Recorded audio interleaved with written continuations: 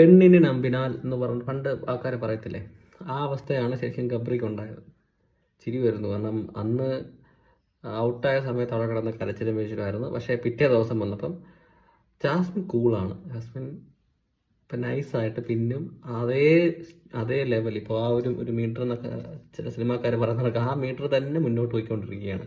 പൊട്ടനായത് ഗബ്രിയാണ്. ഗബ്രി ശരിക്കും അതിനകത്ത് നല്ലൊരു പ്ലെയർ ആയിരുന്നു. അപ്പം ശരിക്കും അതിനകത്ത് സംസാരിക്കുകയും കാര്യങ്ങൾ ചെയ്യുകയും ചെയ്യുന്നത് ജിൻറ്റു, ഗബ്രിയൊക്കെ ആയിരുന്നു. ഈ അർജുനും ഈ നമ്മുടെ ഋഷി ഉൾപ്പെടെ ഉള്ളവർ നമ്മളൊരു അളവിൽ നോക്കിക്കഴിഞ്ഞാൽ ഈ ഗബ്രിയുടെയൊക്കെ താഴെ നിൽക്കത്തേ ഉള്ളായിരുന്നു. പക്ഷേ പ്രശ്നം പറ്റിപ്പോയെന്ന് വെച്ച് കഴിഞ്ഞാൽ ജാസ്മിൻ്റെ കൂടെ നിന്ന് കിട്ടിയ ഒരു പണിയാണ് അത്. എല്ലാവരും മനസ്സിലാക്കേണ്ടതാണ്. പെണ്ണിനെ അധികം നമ്പിനാൽ നമുക്ക് പണി കിട്ടും. അതുകൊണ്ട് ആരും അധികം നമ്പരുത്. അത്രയേ ഉള്ളൂ.